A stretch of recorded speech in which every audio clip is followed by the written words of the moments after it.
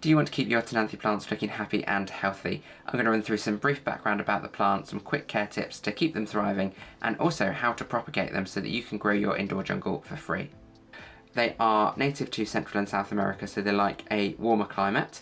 In homes as houseplants, they should of course be fine because the temperature should be fine for them, but if you do live in a warmer climate, you could perhaps have them as outdoor plants, as they do also make really good ground cover. They actually grow from rhizomes, so they spread underground, so you might notice them whether you have them in the ground outside or in pots. They start to spread out and produce new plants, and we'll touch on that a little bit later when we talk about propagation.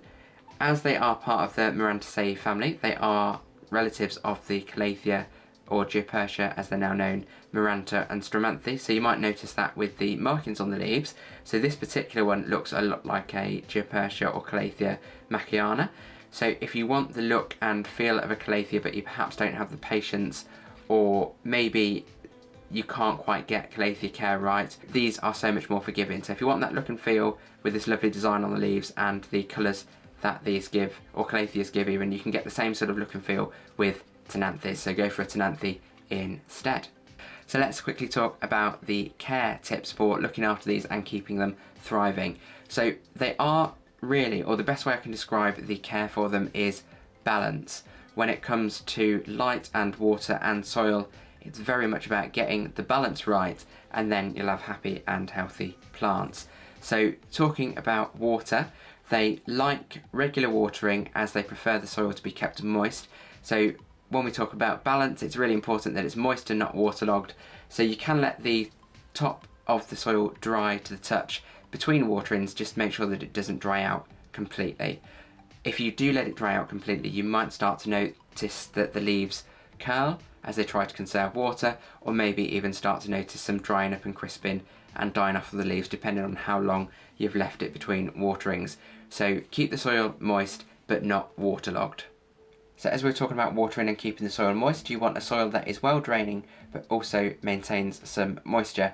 So you might want to create it with a mix of different things that will help achieve that. So you could have standard potting soil, maybe with some perlite or bark or something like that to help the drainage, but then maybe use something like coconut coir or maybe even a little bit of moss, something that will retain moisture that can be mixed in too. So you want the water to drain through, as I said, but keep the soil moist and not waterlogged.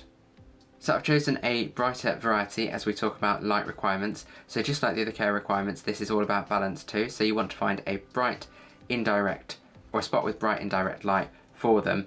If the light is too low for them in the spot that they're in, it can actually cause the markings to fade and the leaves become greener. Equally, if the light is too bright, it can cause the colours to fade. So again, you might get washed out colours and less vibrant plants. Equally, if they are in direct light for too long, it can be quite harsh on the leaves and cause burning or crisping to the leaves. So this one has got a little bit of crisping. I think that might be more to do with humidity than light levels, but just bear that in mind if it's too bright for them over a period of time. So find a spot with bright and direct light so that you get these wonderful striking markings and really vibrant colours on your plants. So I'd keep this plant as I was talking about humidity, and Ctenanthes like higher than usual humidity.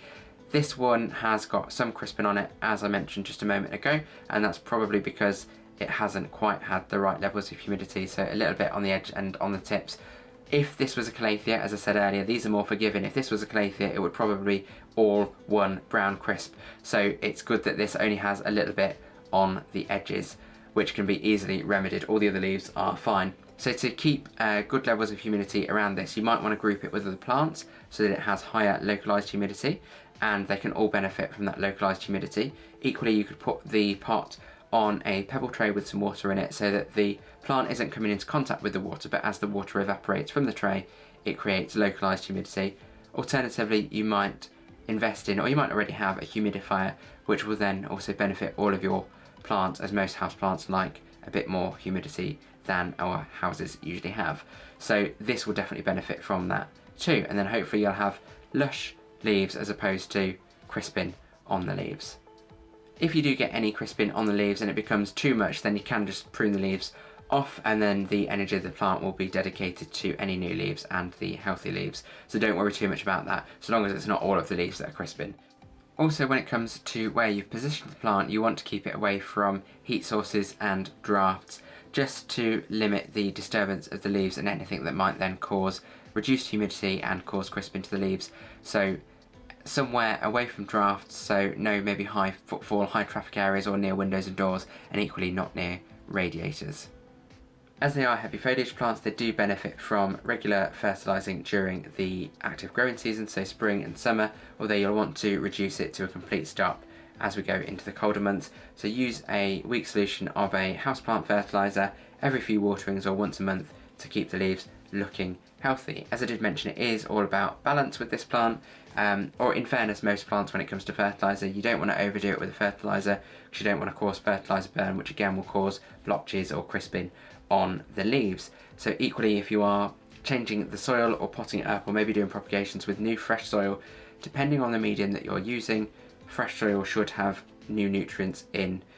So again, you might want to sort of balance out the fertiliser that you're using if you are using fresh soil at the same time. But if it's just a standard plant in the same old soil, then fertilise every few weeks or every few waterings or once a month to keep it looking happy and healthy.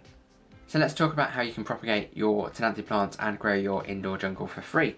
So this is really easy with Ctenanthe plants. Division is perhaps the easiest method, although you can use stem cuttings for some varieties. I believe only some varieties, I'm not sure it works with all varieties, but I'll show you that in just a second. So with division, that's incredibly easy. You'll notice if I bring this closer to the camera, the plant is almost made up of lots of little plants. As I mentioned, it grows from rhizomes. So these grow underground, and as I said before, it creates good ground cover because the rhizomes sort of grow off and create new shoots, just as each of these little plants are shoots on those rhizomes. So this, if I bring this closer again, you'll see at the front of the plant there are 3 new shoots. So you've got 2 little ones and 1 larger one to the, I believe it'll be the right hand side, unless it mirrors then it'll be the left. So just here, a taller new shoot, and that's because one of the rhizomes has grown off and grown that new shoot there.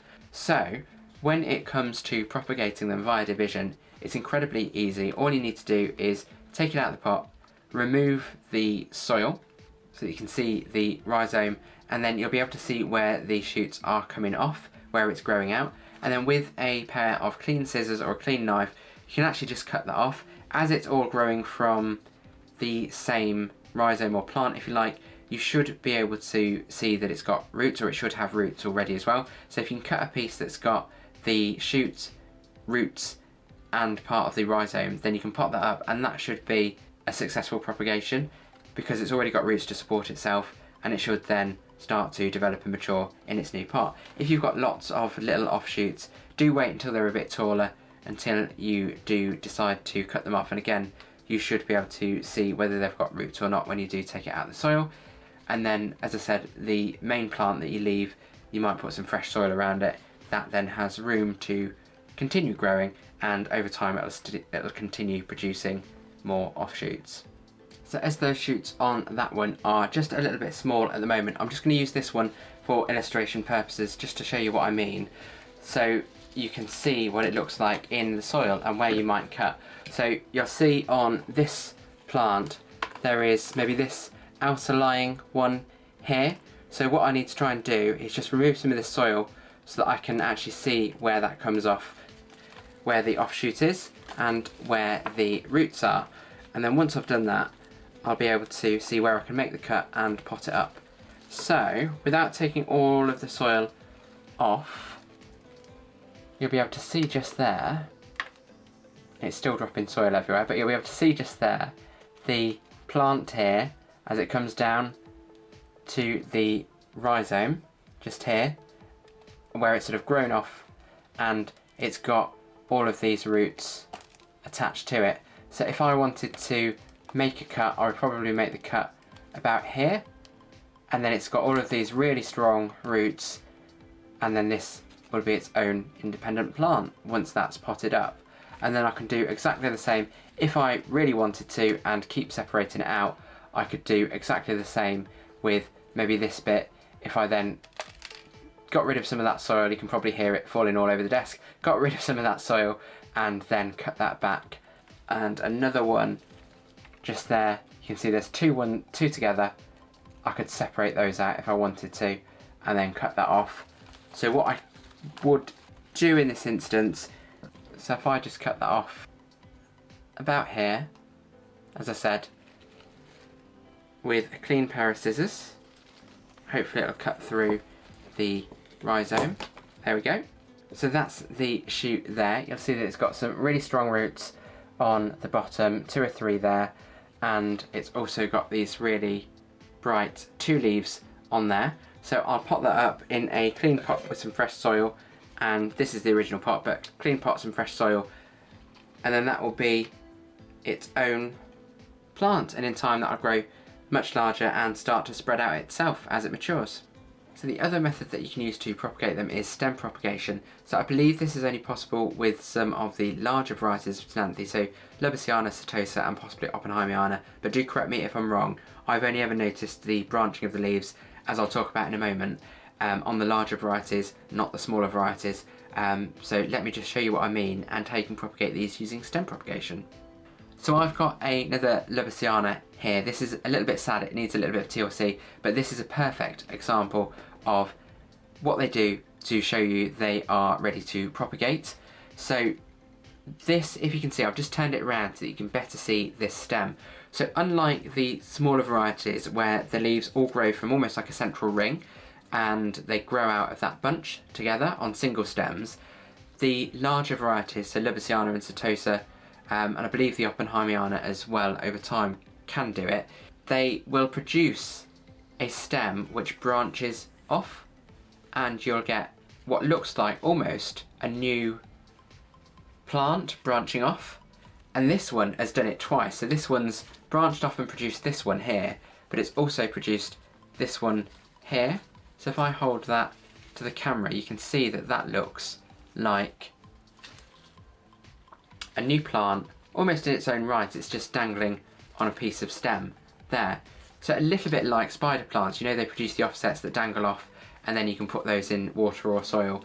This is very similar. So in the wild or in their natural habitat, what this would do is, as you can see, that's drooping down already. That would eventually droop down, touch the ground, and then on the base of that plant it will produce roots where the leaf node was, where the base of that little offset is. So you can trigger that yourself. So if you notice that your plant is producing one of these offsets, all you need to do is use a clean pair of scissors or a knife, cut a couple of inches underneath the offset or the branching of the leaves, and there you've got your cutting effectively. So that looks like a new little plant all by itself. I'm just going to move this out of the way. If I wanted to, I could do that with the other branched bit of leaf there, and there's even more on this. This is just branched off all over the place, so it clearly wants to try and spread out. This one, if I wanted to, what I can do, I can either put this in water and propagate it in water so that the leaf node, where all the leaves are coming off the main bit of stem, are in the water just like you would with a normal stem propagation to produce roots, and then pot it up. I could equally just use a clean pot with, as I've said, balanced soil, and then I can just put that in there as well with the leaf node covered and water it, and over time that should produce roots just in soil propagation. I believe you can also separate these out if they're large enough. So there is one on there that's almost separated into 2, so it's got 2 branched out. So rather than do this as just one, I could potentially separate some of that off and pop them up separately, as well as if I maybe take or bring this one into the camera frame.